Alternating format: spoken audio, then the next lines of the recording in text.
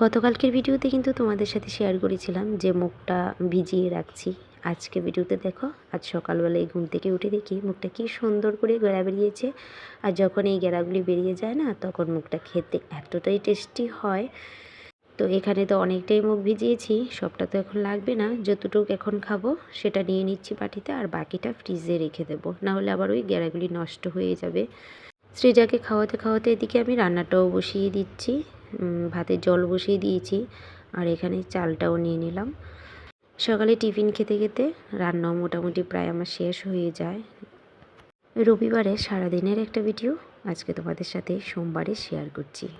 আজ হঠাৎ আমার ইচ্ছে হয়েছে ম্যাগি খাওয়ার। মাঝে মধ্যে মেয়ের মতো আমারও একটু ইচ্ছে হয়, মানে একটু অন্যরকম খাবার খেতে। তো ম্যাগি খেতে যেহেতু ইচ্ছে হয়েছে, প্রথমে একটা ম্যাগি মানে একটাই দিয়েছিলাম। তো পরে দেখলাম যে একটা হবে না ভালো করে, যেহেতু আলু দেবো না এটাতে, ইচ্ছে করে আলুটা দিইনি। তো পরে আবার পুরোটা ম্যাগি দিয়ে দিলাম। ম্যাগিটা আমার ঘরে খুব কম খাওয়া হয়, কিন্তু আমি সব জিনিস আমার ঘরে রাখি, যখন যেটা খেতে ইচ্ছে করে। তারপর একটা ডিম ফাটিয়ে দিয়ে দিলাম ম্যাগিতে। আর ওই পাশে আমার ভাতও হয়ে গেছে, এদিকে ম্যাগিটাও রেডি, ভাতও হয়ে গেছে। ম্যাগিটা খাইয়ে দিয়ে সৃজাকে ড্রতে দিয়ে আসবো। আর তার আগেই তো ভাতটা যেহেতু হয়ে গেছে, এবার ড্রতে দিয়ে এসে বাকি রান্নাটা কমপ্লিট করব। রবিবারের দিনটা মানে খুব চাপের থাকে। ছুটির দিন হলেও ছুটির দিন আর থাকে না, ছুটির দিনটা ভীষণ ভীষণ ব্যস্ততার মধ্যে কাটে। সেই একই ভোরবেলায় ঘুম থেকে উঠতে হয়, মানে অন্য দিনের তুলনায় একটু 1 ঘন্টা লেট করে উঠি, যার জন্য আরও বেশি ভাগদৌড় করতে হয়। অন্যদিন ওই 4:20 4:30টার মধ্যে ঘুম থেকে উঠে পড়ি।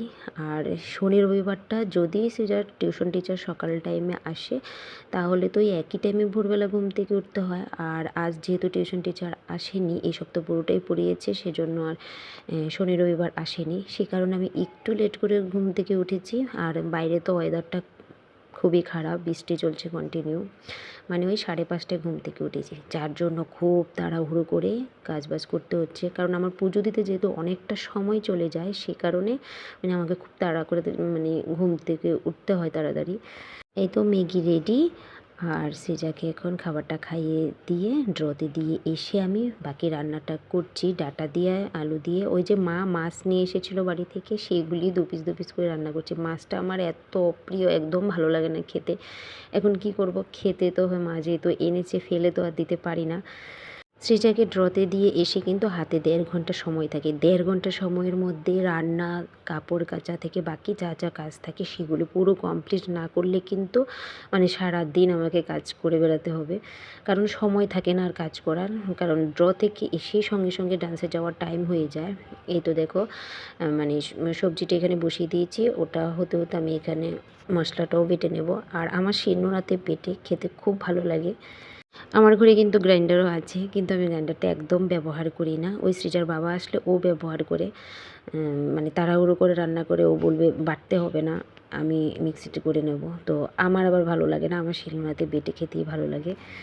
তো ভোরবেলা থেকে শুরু করে সারা দিনের কাজ যদি তোমাদের সাথে পুরোটা শেয়ার করি, যে মানে পাই টু পাই কী করছি স্টেপ বাই স্টেপ, যদি প্রত্যেকটা শর্ট নিয়ে তোমাদের সাথে শেয়ার করি, তাহলে কিন্তু ভিডিওটা অনেকটা লং হয়ে যাবে। এমনিতে আজকের ভিডিওটা একটু লং হয়ে গেছে, হয়তো বা অনেকেই মাঝপথে দেখা বন্ধ করে দিচ্ছ। আবার এখনও পর্যন্ত যারা যারা ভিডিওতে অ্যাক্টিভ আছো, যাদের ভালো লাগছে আমার ভিডিওগুলি দেখতে, তারা কিন্তু সুন্দর একটা মিষ্টি কমেন্ট করে যাবে যাওয়ার সময়। আর এমনিতে আমার প্রিয় বন্ধুরা সবাই কিন্তু যারা যারা ভিডিও কন্টিনিউ দেখে, তারা খুব সুন্দর কমেন্ট করে, যারা যারা প্রতিদিন ভিডিওতে সুন্দর সুন্দর কমেন্ট করে, তাদেরকে অসংখ্য অসংখ্য ধন্যবাদ জানাই। আমি আজ সারাদিনই একটু একটু শর্ট নিয়েছি, কিন্তু পুরো ভিডিওটা তোমাদের সাথে আজ শেয়ার করিনি, কারণ ভিডিওটা যেহেতু অনেকটাই আজকে লং হয়ে গেছে, তাই ভিডিওটাকে 2 পার্টে তোমাদের সাথে শেয়ার করব। আজ সোমবারে একটুখানি শেয়ার করছি, কাল মঙ্গলবারে আবার আরেকটুখানি শেয়ার করব। এই তো রান্না মোটামুটি প্রায় শেষের পথে, রান্নাটা ওইদিকে হতে থাক, আগুনটা একটু কমিয়ে দিয়েছি। আর এখানে বাসন কোসন কিন্তু আমার সেরকম থাকে না, কারণ আমি রান্না করতে করতেই সব বাসন ধোয়াধুয়ি করে নিই। তো এখন এই 3টা বাটি ছিল, সেগুলো ওয়াশ করে আমি বাকি কাজটা সেরে নেব, আর ওইদিকে মানে সবজিটাও হয়ে যাবে।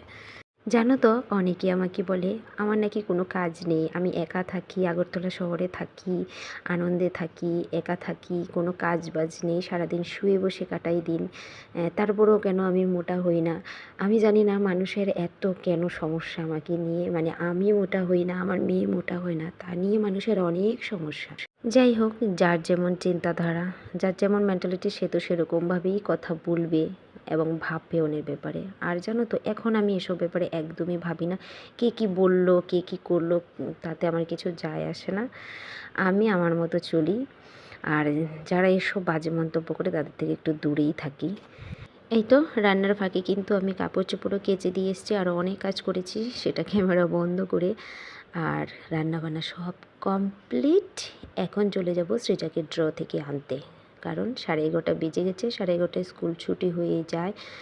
আর কিন্তু আজ অনেকটা লেট হয়ে যায়, 12টায় ক্লাস ছুটি হয়েছে, সেজন্য আমার খুব তাড়াহুড়ো ছিল আজ। তো এখানে আমি আজকের ভিডিওটা শেষ করছি। বাকি যে ভিডিওটা আমি শ্যুট করেছি সেটা তোমাদের সাথে কাল শেয়ার করব। ভালো থাকবে, সুস্থ থাকবে, তোমাদের সাথে আবার গল্প করতে আমি